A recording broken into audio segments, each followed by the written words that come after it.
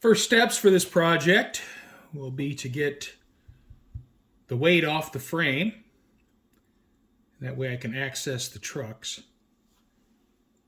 So I got to get the fuel tank off. And that is just held on with some tape. Double-sided tape. So I'll set this aside.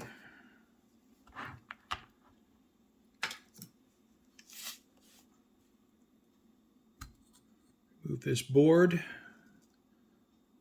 that has the connections for my lights, and I think the trucks and whatever else is all connected through that board.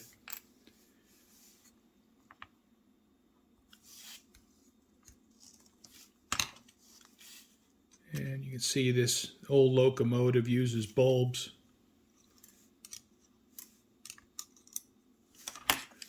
Now remove this resistor board.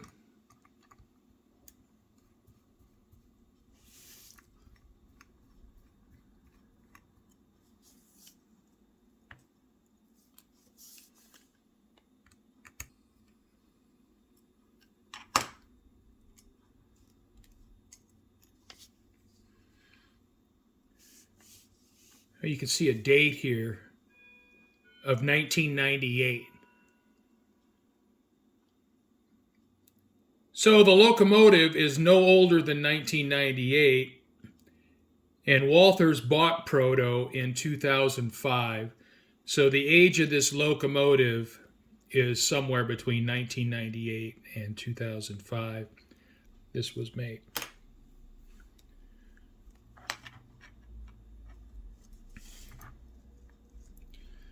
Alrighty, so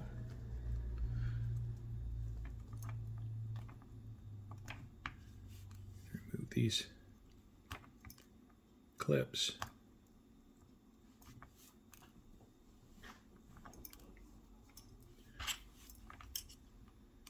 And the way these locomotives are wired, it's kind of odd.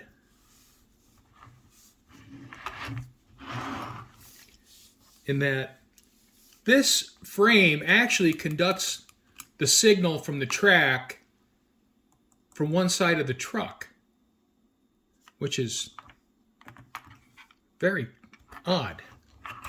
I'll show you. I'll get my meter, and I'll put my meter on beep, or if I have a short, it beeps. So I'll put my meter here, and you can see this side of the truck conducts through the frame, which is bizarre in my mind.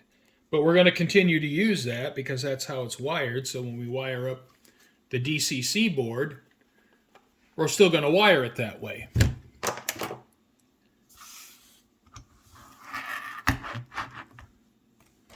But it just, just seems kind of weird.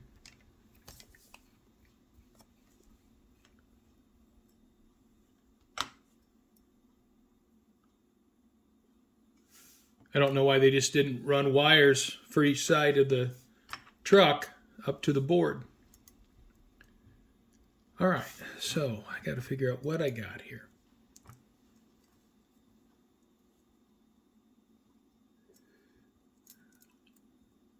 Right, this black wire is for the back truck. So we'll clip that off. This black wire is for the front truck.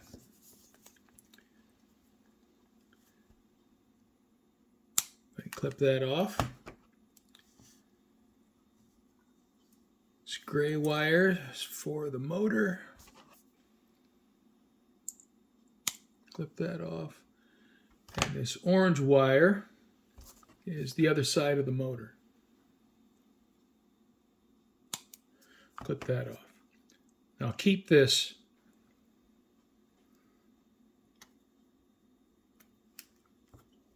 okay, it wasn't soldered, it was just held on with that clip. I'll keep this red wire with the little connector on the end, and I'll reuse this. The rest of this I'll just throw in the trash. On the bottom of the locomotive, right here and right here, are two screws that go into the metal weight. So you need to get those out. And they're just flathead screws.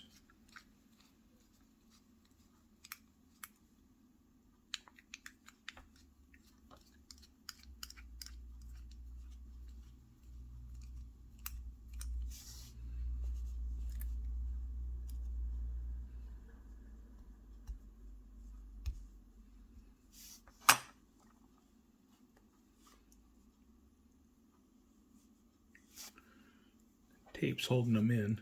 See if I can get them out with the tweezers.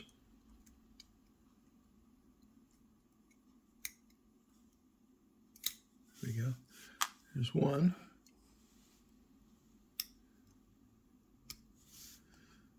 And there's the second one. And these four holes here are for the motor mount. So there's no screws here. But there are screws here and here that have to be removed. So Phillips head screws.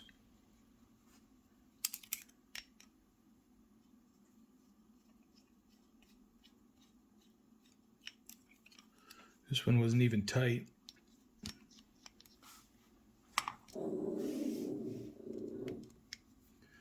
And this one's not tight either.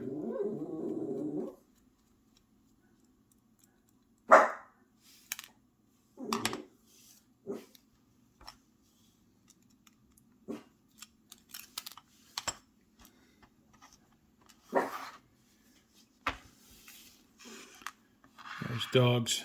There's a dog barking in the neighborhood, and I guess my dog feels it's his need to respond. All right, now the weight just lifts off. And we can set this aside, but we're going to have to cut up this weight somewhat. We're going to have to cut back here. Probably going to have to trim up in the front, and we may have to trim up in this area as well. But we don't need to do that right now.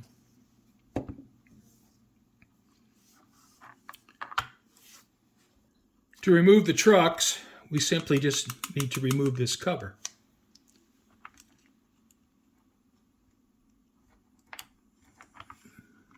Pry this cover up and remove this drive shaft, and then the truck just comes out. Pretty easy. Same back here.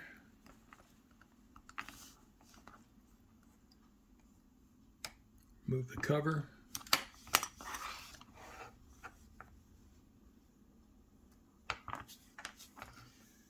And then just lift the worm gear out of the truck. Careful you don't lose this end bearing.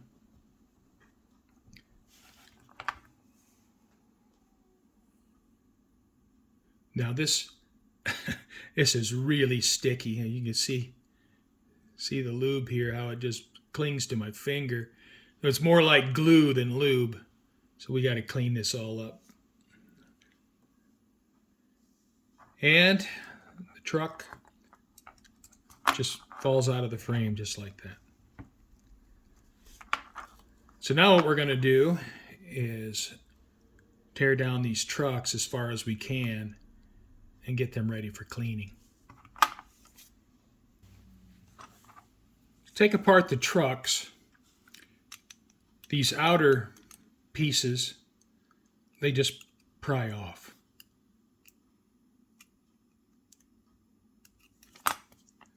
So you just pry them off.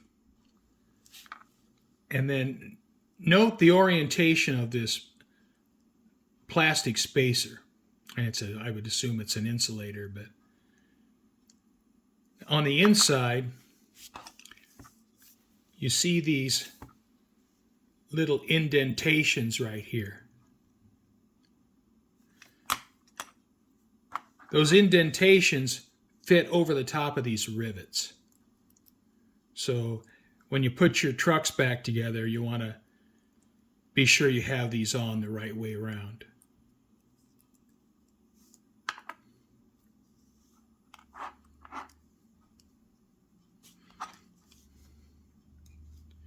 And again, these just pry off. And here's the plastic piece. The indentations just fit here, and those fit over the indentations fit over the rivets.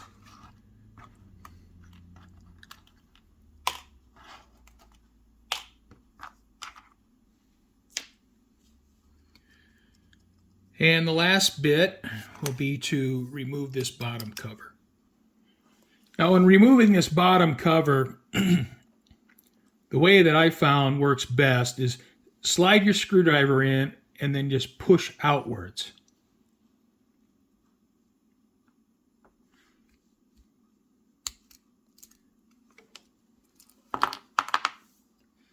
And I found that works the easiest to get these off.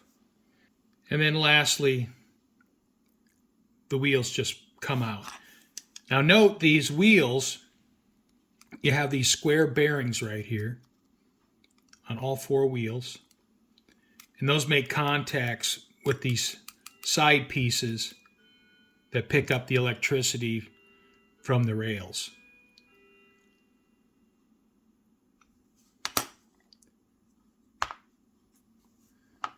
And these gears, you can see they're cracked. They're all cracked. That's just what they do. And I don't know if you could pick it up here, but there's a crack right across here. I don't know if you can. I'm trying to give you some light here, but there's a crack just right across there. Cracked all the way across, so they're trash. Same with this one. It's cracked all the way across the gear. So they're junk. And this is as far down as the gearbox goes. We can't tear it down any farther because it's riveted together. So we'll just soak it in alcohol and then get in here with the brush and try to clean this up as best we can. But we can get it pretty clean. Just get in here and rotate the gears and then get in there with the brush and make sure we get all the old lube out. Okay, I have all my truck pieces in this container. So what I'm going to do now is I'm going to fill the container up so everything is covered in isopropyl alcohol. Now I'm going to use 70% isopropyl, and the reason I'm using this is because I have it.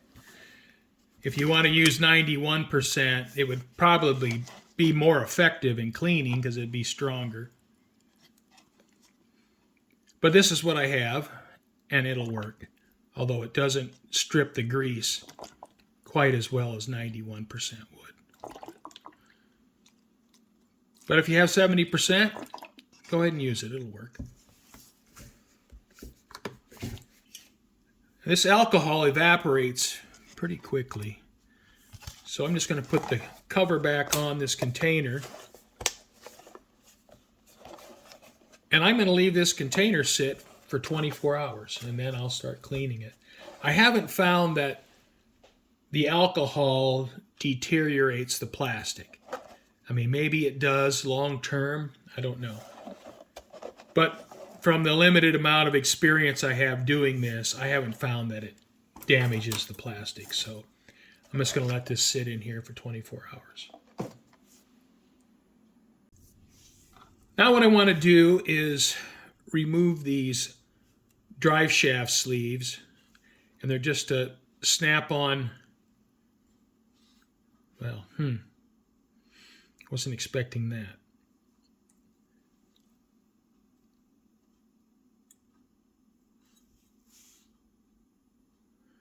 Yeah, the whole thing came off,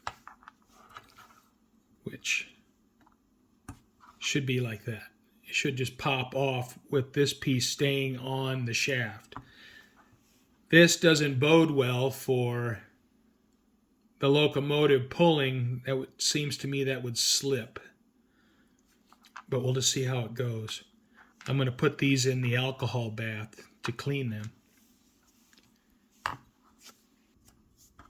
Now, if you want to remove the motor from the frame, it simply just lifts out. There's not really any need to do that, but if you want to do that, it just lifts out, and this has rubber mounts on the bottom that presses into these 4 holes. I'm just going to leave it in the frame. I don't need to remove it. But one thing I do need to do is lubricate the motor. I'm going to use 2 lubricants. I'm going to use Conducta-Lube on this area where the brushes make contact. And I'm going to use this bearing lube right in here on the ends where the shaft goes through the bearing. Just a drop on each end. Okay, so slide that forward as much possible. And this applicator is perfect for this. And just put a drop on this shaft. Just takes a drop. And then do the same on this end. Just takes a drop.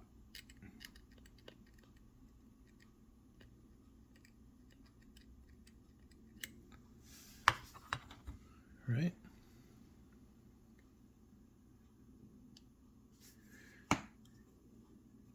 And for the Conducta-Lube, the same.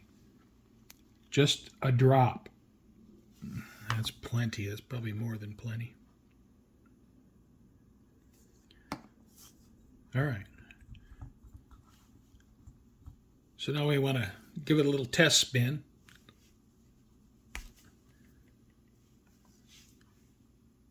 Just use my fingernails and get the insulation off these wires. Fingers are slippery from the trucks. All right, I think that's enough. I got a 9-volt battery, and this is handy. We're going to use this several times during this project. So I just take and hold this wire down on one end, and it doesn't matter because it'll run either way. And you can see the motor's running.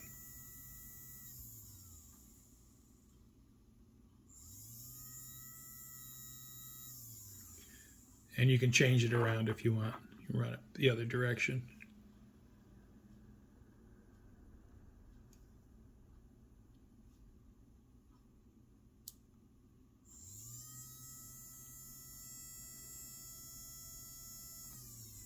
All right, so now we got our oil worked into the motor. We're all good to go. While the truck parts are soaking in alcohol, we can start doing some work with the LED lights in the shell. Like a lot of these locomotives from this, 20 years ago, they used bulbs, and then the bulb would shine into the back of this lens, and then the lens would provide light to the number boards and the headlight. And it's the same for the back headlight. Now it's interesting, and the number boards, headlight number boards. Now it's interesting with this GP30 is you have class light lenses here, and we have a gyrolite lens right here. We're going to try to use this. We're going to use the front and rear headlight. I don't think we're going to use the class lights because I don't know enough about class lights. I don't know if they're multicolor or single color. and all I have is white LEDs. So if I need class lights to be any color other than white, well, I don't have those. So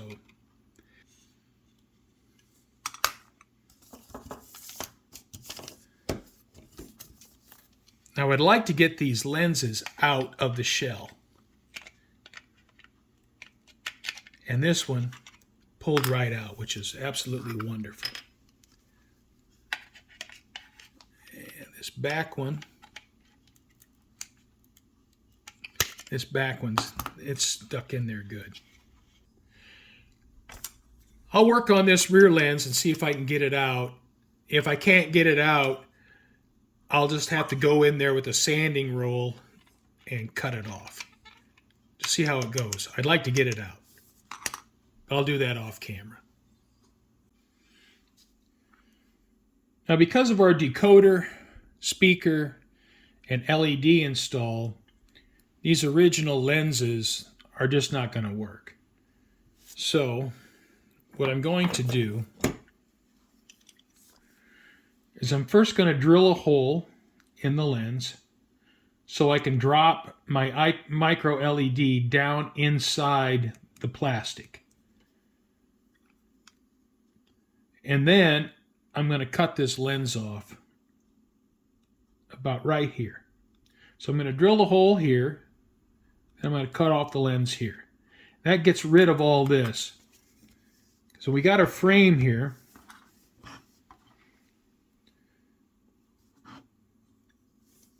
When the shell is down over the chassis, this fits about right here. And then the bulb sat right here. So the bulb would shine into this lens, and then you would get the light out the front. We're going to cut this off right here. And in the back, this sat like this. And the bulb sat right here. And then there was a cover over the top of the bulb. Same here, there's a cover over the bulb here. But we're going to cut this out, and we're going to put a speaker here. So there's not going to be a lot of space. So I'm going to drill a hole right here, deep enough to set the LED down inside here. Let me grab one of these. And so this LED is going to mount down inside this lens.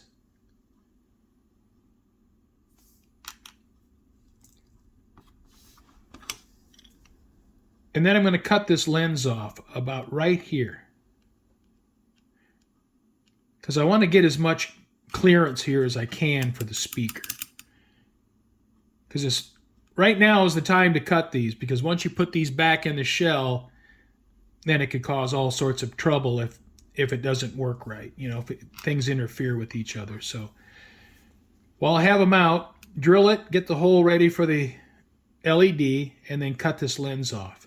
After that's done, I can permanently secure the LED in here and then put these back in the shell. All right, I have my lenses cut. And you can see I've cut this one off for length, and I've also drilled the hole in it. Now that hole's plenty big. I could have drilled a smaller hole. But I just picked up the first bit I had laying around. And you can see how the LED fits down inside the hole. And what I'll do is I'll just take some CA and CA this LED down inside this hole. And then I'll put a small piece of styrene to cover it.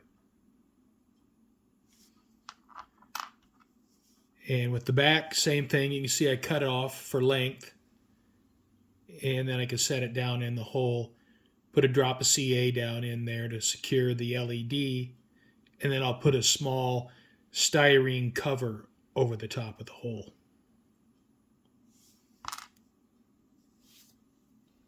Something I want to do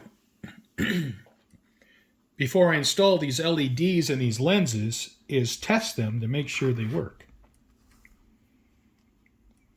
And again, the 9-volt battery is necessary here. So I would suggest getting yourself a 9-volt battery when doing this work. LEDs, as I'm sure you know, are polarity sensitive. So we want to forward bias the diode, positive, positive, negative, negative. The red here on these LEDs is positive. We're using a 1000 ohm resistor with a 9-volt battery. So the current is 9 milliamps, which is safe. So, going to attach positive to the positive, negative to the negative, and you can see we got a light. So I'm going to go ahead and install this LED in one of the lenses. I have the front and rear lights ready to install. The lenses are painted black except for where the headlights are.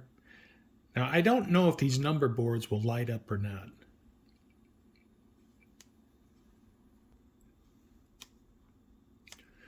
I can't really tell by just turning on the light. Perhaps some light will shine through where the numbers are since it's white paint.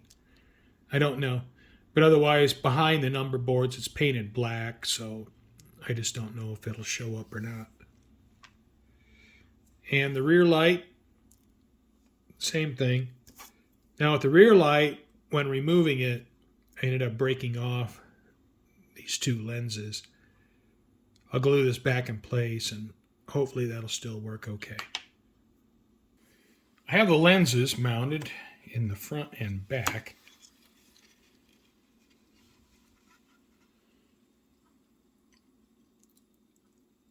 I use some canopy glue to mount them. If I need to remove them before I finish this project, I'll be able to get them out. Where if I use CA, well, it's really difficult to get them out.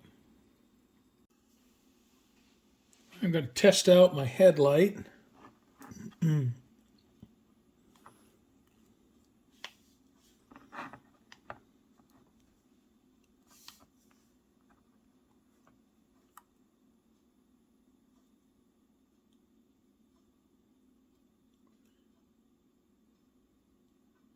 The number boards do light up, so that's nice. All right, so I got a working headlight. So I'll switch it around and check the rear headlight. All right, check the rear headlight.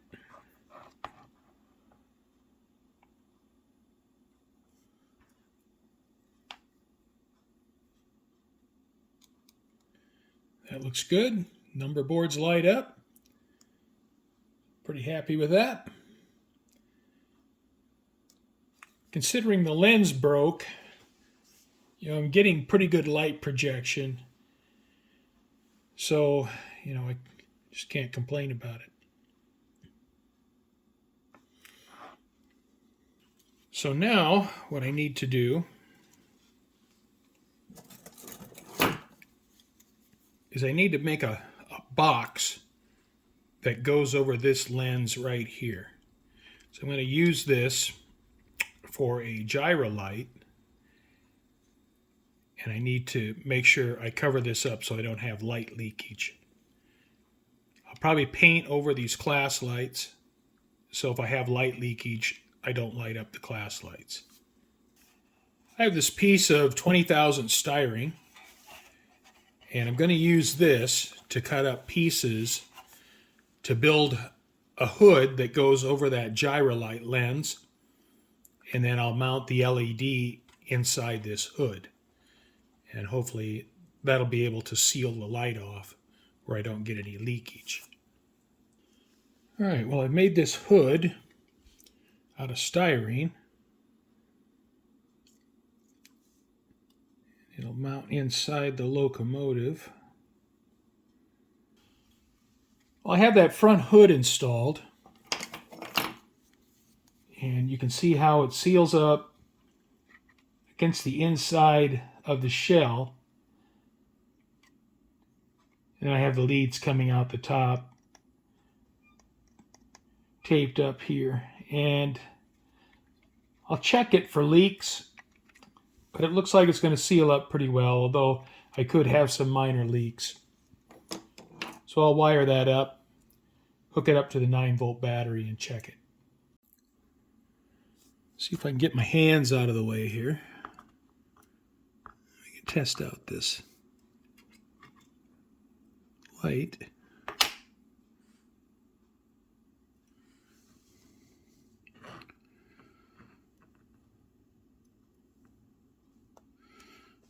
Right.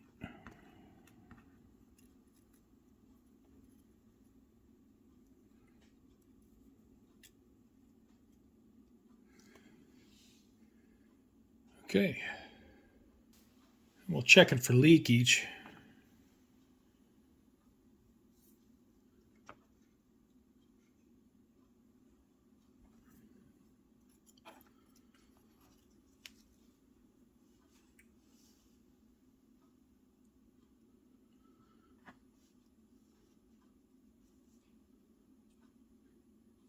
It's on. I can see a light shining through the plastic. So leakage is good. There's virtually no leakage. So I'm happy with that. So I'll paint that black. That'll help. And I think then the LED lights will be installed. Something I'm thinking about doing, and I think I'm going to do, is I'm going to take a Sharpie and I'm going to tint the inside of the side windows. They won't be totally opaque, but you won't see into the cab and see the wires. Now, the locomotive did have a couple small figures. Obviously, they would need to be painted, but I don't think I'll put those back in. So I'm going to try it with this locomotive. All right, I've tinted the inside of the cab windows with a Sharpie. Now it's not the most even coating, but I think the most important thing is you can't look in and see the wires. So I'm going to try that and see if I like it for future DCC conversions of these EMD GP30s. Going to end this video here. Call this part 1. Starting to get a little bit long. And in part 2, we'll pick up right here. I want to thank you for watching. We'll get this old Proto 2000 modernized with DCC and sound and LED lights, and we'll get it out on my Digitrax layout and see how it performs. Thanks again for watching.